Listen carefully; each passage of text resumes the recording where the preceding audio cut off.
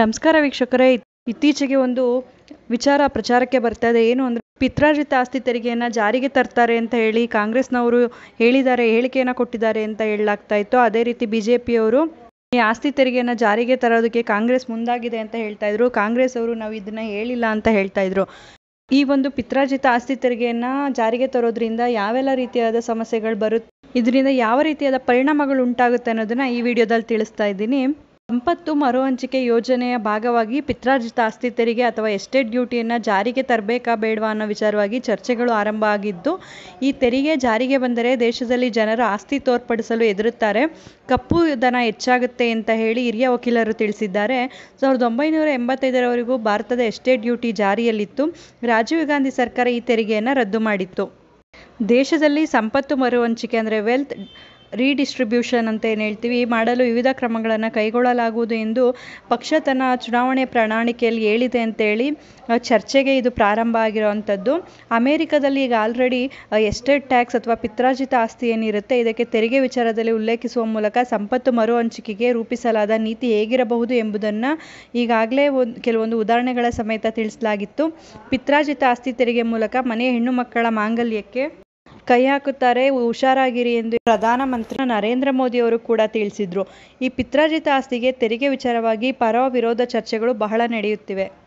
ಪಿತ್ರಾರ್ಜಿತ ಆಸ್ತಿ ತೆರಿಗೆ ಜಾರಿಗೆ ಬಂದರೆ ದೇಶದಲ್ಲಿ ಕಪ್ಪು ಹಣ ಹೆಚ್ಚಾಗುತ್ತೆ, ಜನರು ಆಸ್ತಿ ಮುಚ್ಚಿಡಲು ಯತ್ನಿಸುತ್ತಾರೆ ಅಂತ ಹೇಳಿ ಹಿರಿಯ ವಕೀಲರು ತಿಳಿಸಿದ್ದಾರೆ. ಭಾರತದಲ್ಲಿ ಮೊದಲೇ ತೆರಿಗೆ ಹೆಚ್ಚಿದೆ. ಎಸ್ಟೇಟ್ ಡ್ಯೂಟಿ ಒಂದು ಕಾಲದಲ್ಲಿ ಬಹಳ ಹೆಚ್ಚಿತ್ತು, ಬಹಳಷ್ಟು ಕುಟುಂಬಗಳಿಗೆ ಹೊಡೆತ ಕೊಟ್ಟಿತ್ತು. ಎಸ್ಟೇಟ್ ಡ್ಯೂಟಿಯನ್ನು ತೆಗೆದು ಒಳ್ಳೆಯ ಕೆಲಸ ಮಾಡಿದ್ದರು. ಆ ತೆರಿಗೆ ರದ್ದಾದ ಬಳಿಕ ಜನರು ತಮ್ಮ ಸಂಪತ್ತು ತೋರ್ಪಡಿಸಲು ಹೆದರುವ ಪ್ರಮೇಯ ಬರಲಿಲ್ಲ. ಆ ಕಾನೂನು ಚಾಲ್ತಿಯಲ್ಲಿದ್ದಾಗ ಬಹಳಷ್ಟು ಜನರು ತಮ್ಮ ಆಸ್ತಿ ಬಹಿರಂಗಪಡಿಸುತ್ತಿರಲಿಲ್ಲ ಎಂದು ಮನಿ ಕಂಟ್ರೋಲ್ ವರದಿ ಮಾಡಿದೆ. ಬ್ಯಾಂಕ್ ಅಕೌಂಟ್ನಲ್ಲಿ ಹಣ ಇಡಲು ಜನ ಹೆದರುತ್ತಾ ಇದ್ರು. ಈ ಒಂದು ಎಸ್ಟೇಟ್ ಡ್ಯೂಟಿ ಇದ್ದಂಥ ಸಂದರ್ಭದಲ್ಲಿ ಅಂದರೆ 1954ರಿಂದ 85ರವರೆಗೂ ಎಸ್ಟೇಟ್ ಡ್ಯೂಟಿ ಅಥವಾ ಪಿತ್ರಾರ್ಜಿತ ಆಸ್ತಿಗೂ ಕೂಡ ತೆರಿಗೆ ಜಾರಿಯಲ್ಲಿತ್ತು. ರಾಜೀವ್ ಗಾಂಧಿ ಪ್ರಧಾನಿಯಾಗಿದ್ದಾಗ ಮತ್ತು ವಿ.ಪಿ. ಸಿಂಗ್ ಹಣಕಾಸು ಸಚಿವರಾಗಿದ್ದಾಗ ಈ ತೆರಿಗೆಯನ್ನು ರದ್ದು ಮಾಡಲಾಗಿತ್ತು. ಈ ಎಸ್ಟೇಟ್ ಡ್ಯೂಟಿ ಜಾರಿಯಲ್ಲಿದ್ದಾಗ ಜನರು ತಮ್ಮ ಆಸ್ತಿಯನ್ನು ಬ್ಯಾಂಕ್ ಖಾತೆಯಲ್ಲಿ ಇರಿಸುವ ಬದಲು ಹಾಸಿಗೆಯೊಳಗೆ ಬಚ್ಚಿಡುತ್ತಿದ್ದರು. ಬ್ಯಾಂಕ್ ಖಾತೆಯಲ್ಲಿದ್ದರೆ ಸರ್ಕಾರಕ್ಕೆ ಒಂದಷ್ಟು ಭಾಗ ಹೊರಟು ಹೋಗುತ್ತದೆ ಎಂಬ ಭಯ ಅವರನ್ನು ಕಾಡ್ತಾ ಇತ್ತು ಅಂತೇಳಿ ಹಿರಿಯ ವಕೀಲರು ತಿಳಿಸಿದ್ದಾರೆ. ಸ್ಕ್ಯಾಂಡಿನೇವಿಯನ್ ದೇಶಗಳಲ್ಲಿ ತೆರಿಗೆ ಹೆಚ್ಚಾದರೂ ಅಲ್ಲಿನ ಶಿಕ್ಷಣ, ವಿದ್ಯುತ್, ಆರೋಗ್ಯ ವೆಚ್ಚವನ್ನು ಸರ್ಕಾರವೇ ಭರಿಸುತ್ತದೆ. ಭಾರತದಲ್ಲಿ ಹಾಗಿಲ್ಲ. ಇಲ್ಲಿ ನೀವು ತೆರಿಗೆ ಕಟ್ಟುತ್ತೀರಿಯೇ ಹೊರತು ಬದಲಾಗಿ ಏನೂ ಸಿಗುವುದಿಲ್ಲ. ಸಾಮಾಜಿಕ ಆರ್ಥಿಕ ನೆಲೆಗಟ್ಟಿನಲ್ಲಿ ನೋಡಿದರೆ ಭಾರತಕ್ಕೆ ಈ ತೆರಿಗೆ ಪದ್ಧತಿ ಸರಿಯಾದುದಲ್ಲ ಎಂದು ತಿಳಿಯಲಾಗುತ್ತೆ. ಒಂದು ದಾನದಿಂದ ಬಂದಂಥ ಆಸ್ತಿಗಳೇನಿತ್ತು ಅದಕ್ಕೂ ಕೂಡ ಒಂದು ತೆರಿಗೆಯನ್ನು ಮಾಡಲಾಗ್ತಾ ಇತ್ತು.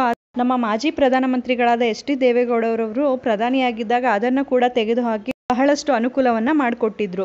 ಈ ರೀತಿಯಾಗಿ ಪಿತ್ರಾರ್ಜಿತ ಆಸ್ತಿಗೆ ತೆರಿಗೆಯನ್ನು ವಿಧಿಸಬೇಕು ಅಂತ ಅಂದ್ಕೊಂಡ್ರೆ ಅದರಿಂದ ಸಮಸ್ಯೆಗಳು ಹೆಚ್ಚಾಗ್ತವೆ.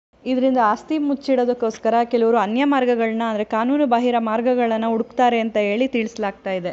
ಈ ನಮ್ಮ ಚಾನಲನ್ನು ಲೈಕ್ ಮಾಡಿ, ಮತ್ತೊಬ್ಬರಿಗೆ ಈ ವಿಚಾರ ಉಪಯುಕ್ತ ಆಗುತ್ತೆ ಅನಿಸಿದ್ರೆ ಶೇರ್ ಮಾಡಿ. ಹೊಸದಾಗಿ ನೋಡ್ತಾ ಇರೋರು ಸಬ್ಸ್ಕ್ರೈಬ್ ಮಾಡಿಕೊಂಡು ನೋಡಿ. ಕಾನೂನಿನ ಜ್ಞಾನ ಪ್ರತಿಯೊಬ್ಬರಿಗೂ ಉಪಯುಕ್ತ ಆಗುವಂಥದ್ದು. ಬಿಡುವಿನ ಸಮಯದಲ್ಲಿ ಇಂಥ ಉಪಯುಕ್ತ ಮಾಹಿತಿಗಳನ್ನ ತಿಳ್ಕೊಳ್ಳೋದು ಪ್ರತಿಯೊಬ್ಬರಿಗೂ ಉಪಯುಕ್ತ ಆಗುತ್ತೆ ಅಂತ ಹೇಳಿ ಭಾವಿಸ್ತೀನಿ. ಧನ್ಯವಾದಗಳು.